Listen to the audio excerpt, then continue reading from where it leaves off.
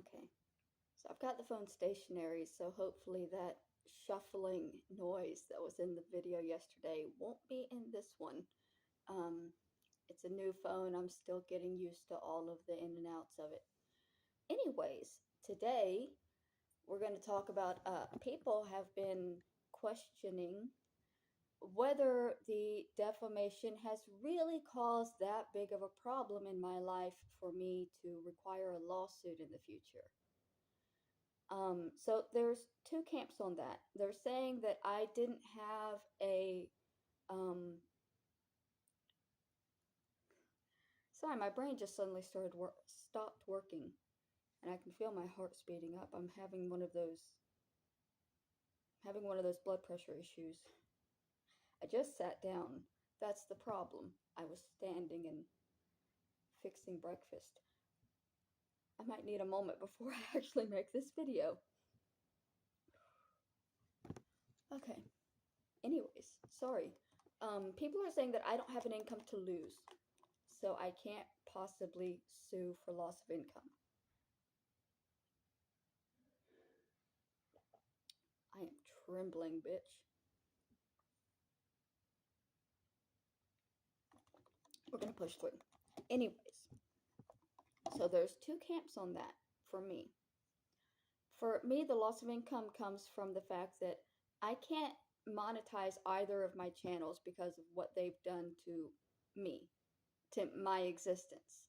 And I can't just make a new channel because they are going to keep following me. Clearly, they followed me to this one. The Adrasdea channel has 3 times as many subscribers and as many videos. I moved over here to try to get away from them. They're here. They're clearly going to keep following me. So I'm never going to be able to have an online presence that I can monetize, which is a loss of income. So that's one. The second is I'm a writer and I can't publish books anymore because of what they've done to my image. So, and I know y'all are going to say self-published isn't writing. In 2003, just after I graduated high school, I was published in an actual book. I had a poem published. I don't own a copy of that book because I've lost everything that I've ever had. I used to have a copy of the book, but I don't anymore.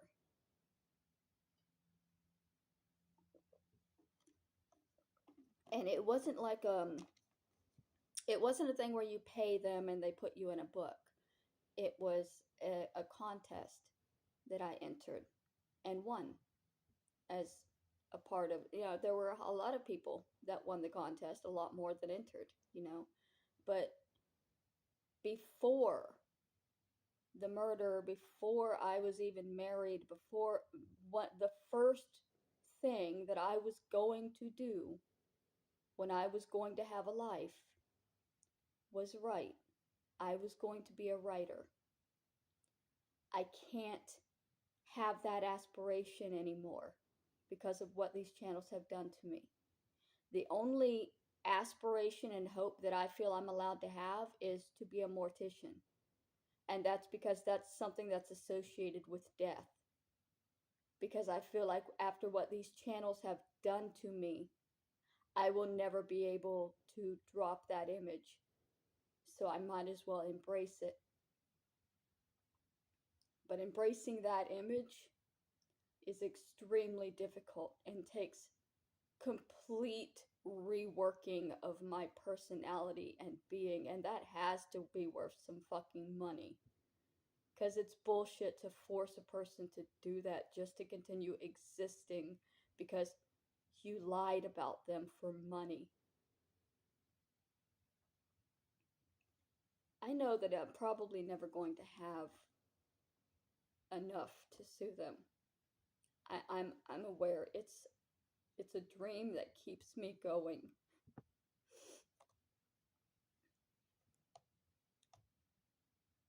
But it is a possibility if I ever find a way to make the money, because what they have done is extremely damaging.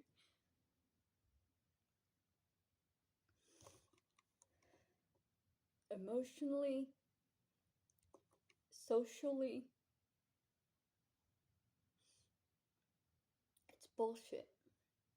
The last 5 years have been such bullshit for somebody who is well accustomed to a bullshit life.